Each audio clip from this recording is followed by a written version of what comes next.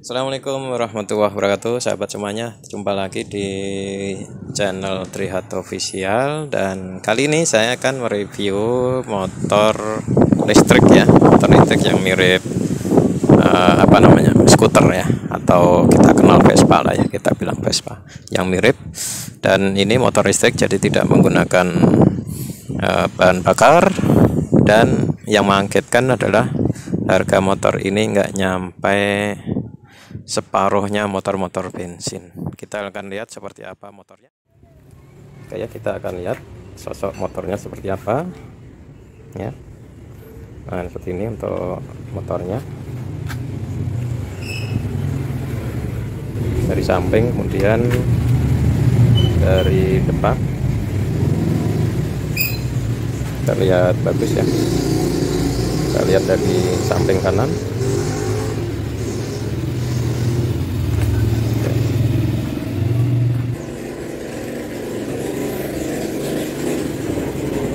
Ini adalah tombol-tombolnya. Sebelah kanan ada start, kemudian ada speed. Ini adalah lampu utama, dan di bawah ini ada satu tombol mewah, cruise control, yang hanya dimiliki oleh kendaraan-kendaraan kelas atas ya.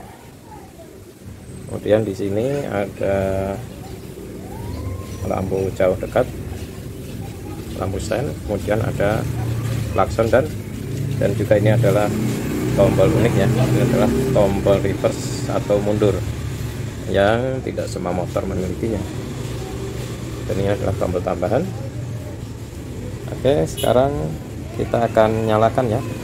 Dan nyalakannya bisa menggunakan seperti biasa, kunci seperti ini. Kita nyalakan, kita nyala, dan ini adalah posisi parkir dan siap. Kita bisa hidupkan dengan memakai tombol atau dengan menggunakan rem ya. Saya tekan remnya dan dia akan ready atau siap untuk digas. Tinggal digas, dia akan muter. Ini udah saya gas ya. Nah, seperti itu. Ini saya matikan. Nah, kemudian juga bisa menggunakan remote ini untuk menyalakan. Kayak saya dekatkan biar ketahuan ya. Saya pencet ininya 2 kali dan nyala. Kalau matikan juga cukup dari sini saja, sekali saja. Nah, unik ya. Dan itu sekaligus juga untuk alarm atau pengaman mobil, bisa menggunakan tombol ini untuk keamanan. Nah, ini udah aman ya. Tuh, dia akan teriak-teriak. Kita matikan dulu ya. Oke. Kita lanjut untuk fitur yang selain di speedometer. Ini untuk joknya ya. Kemudian lampu belakang, lampu sen ya seperti motor. Dan untuk lampu belakang ini sudah pakai, ada LED-nya ya, sudah pakai LED. Kemudian untuk lampu sennya masih menggunakan bolam. Kemudian di bawah sini ini juga ada lampu bolam untuk plat nomornya, untuk penerangan plat nomor.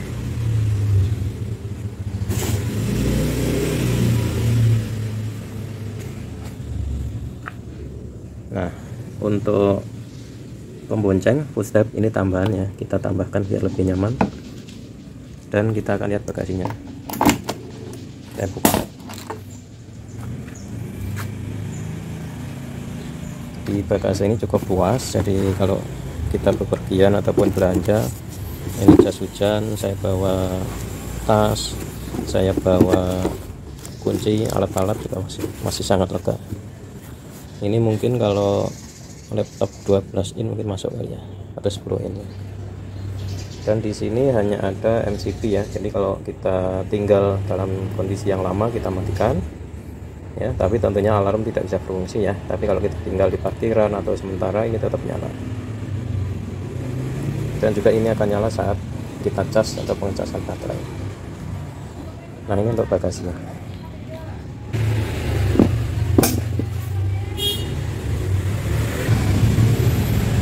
Kemudian di bagian bawah sini ini adalah bagasi motor tertutup. Ini bisa untuk botol minum ya, botol minum ya, atau botol kaleng mungkin masih muat, hanya 2. Kita tutup lagi aja. Kemudian di sini untuk charger, USB charger ya, seperti ini. Kita tutup ya kalau nggak dipakai. Kemudian di sini ada kunci, dan ini bisa untuk on ya. Kemudian ini kalau kita ke kiri ini untuk kunci bisa untuk kunci stang ya. Bentar. Nah, ini kunci stang, kita lihat ya, kunci stangnya mentok ya. Ini kunci stangnya seperti ini.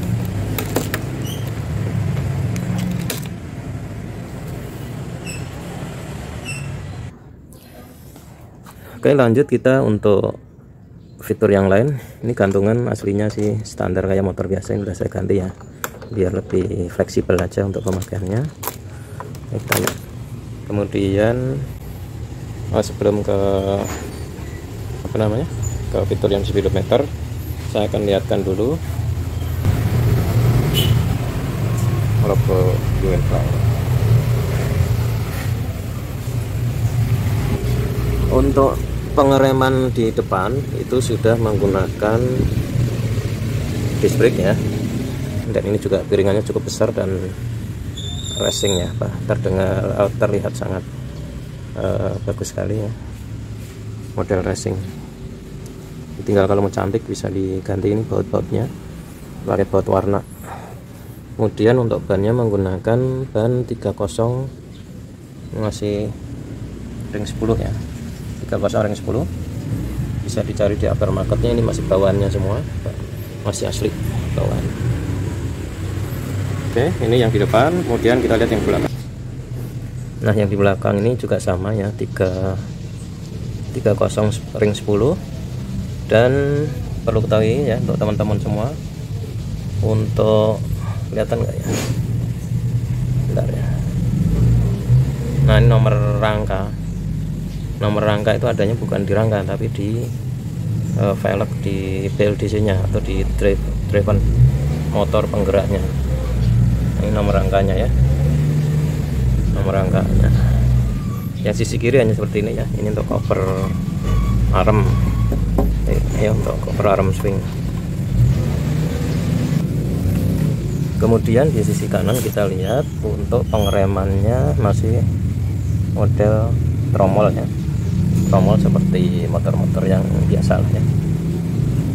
Dan kalau untuk kecepatan yang di bawah 50 dengan kontrol standar, maka sistem pengereman seperti ini saya anggap mencukupi ya, karena tidak terlalu kencang untuk motornya, jadi cukuplah menggunakan tromol ini ya. Ini bisa di adjust ya untuk maju mundurnya, dan ini untuk cover arm swingnya. Dan ini tambahan untuk footstep atau boncanger.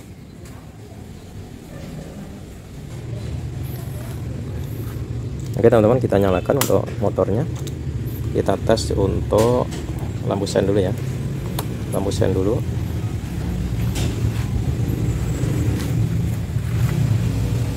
Nah itu ya, ini lampu sen dan lampu senja menyala. Nah ini menyala ya. Kalau saya matikan lampu senjanya, nah ini mati, nyala. Kalau malam kelihatan bagus sekali. Kemudian lanjut untuk lampu utama. Ini lampu utama dekat itu di bawah menyala. Oke, mati ya, nyala. Kalau yang jauhnya, nah atas yang nyala, bawah tetap nyala sih.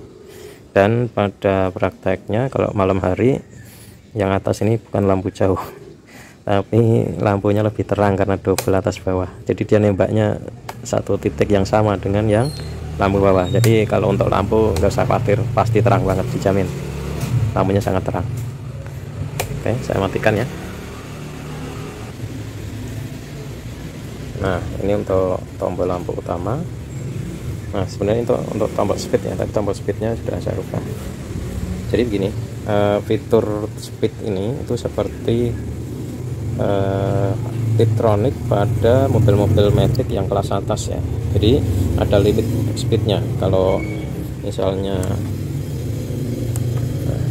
satu itu hanya sampai di 30 misalnya, kemudian untuk speed 2 itu sampai 50, kemudian untuk limit 3 itu bisa sampai 70 ini misalnya ya. Nanti kita praktekkan. Nah, kemudian di sini ada fitur cruise control. Fitur cruise control ini kalau kita tekan, maka dia akan stabil di kecepatan tersebut. Misalnya kita udah gas ya, seperti ini, ada di kecepatan 50 km/jam, kemudian kita pencet cruise controlnya, dia akan stabil di 50 km/jam walaupun kita lepas gasnya. Nah, kemudian kalau kita rem atau gas sedikit lagi, maka ini juga tidak berfungsi, dia akan kembali ke normal speednya, jadi bisa digas lagi. Nah, kemudian ini ada fitur reverse atau mundur. Jadi kalau kita pencet kemudian digas, maka motor ini bisa mundur, tidak terlalu kencang ya. Nah, ini sangat membantu saat di parkiran atau kita mundur dalam kondisi agak menanjak, ini sangat terpakai sekali. Ini sebaiknya jangan dihilangkan ya teman-teman ya, ini akan sangat membantu ya. Oke, kita coba untuk tarikan gasnya. Saya nyalakan dulu ya, saya tarik remnya, kemudian saya gas. Kita di speed 1 dulu.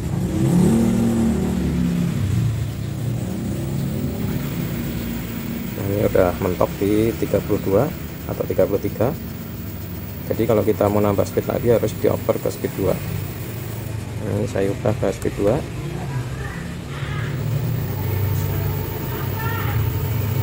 Ini mentok di 42.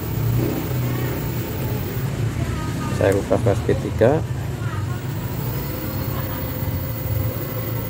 Dia sampai di speed 50 ya. Jadi motor ini hanya maksimal di speed 50 saja. Nah, ini gunanya limit speednya ya. Oke, sekarang saya akan coba cruise control. Ini 30,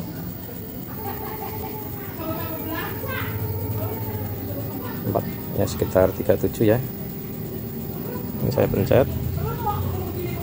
Nah, ini ada simbol cruise control nyala, baru saya lepas.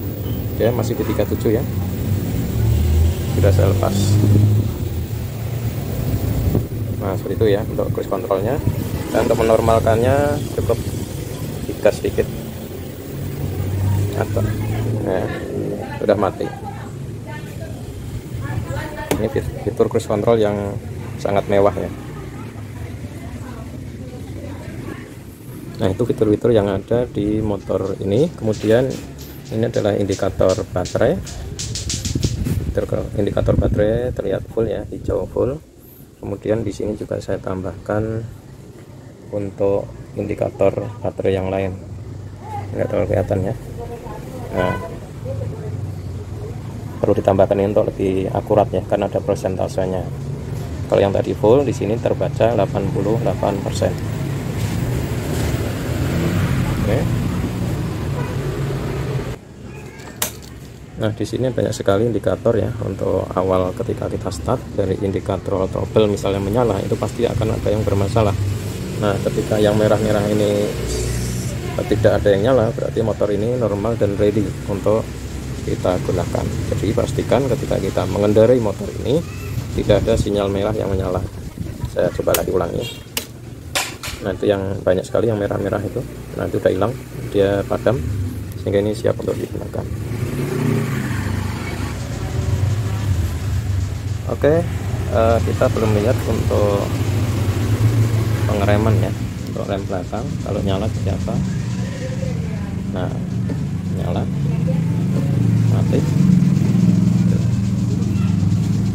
hanya itu aja sih. Jadi saya pikir sudah keseluruhan untuk review Uvenfly T3 ini.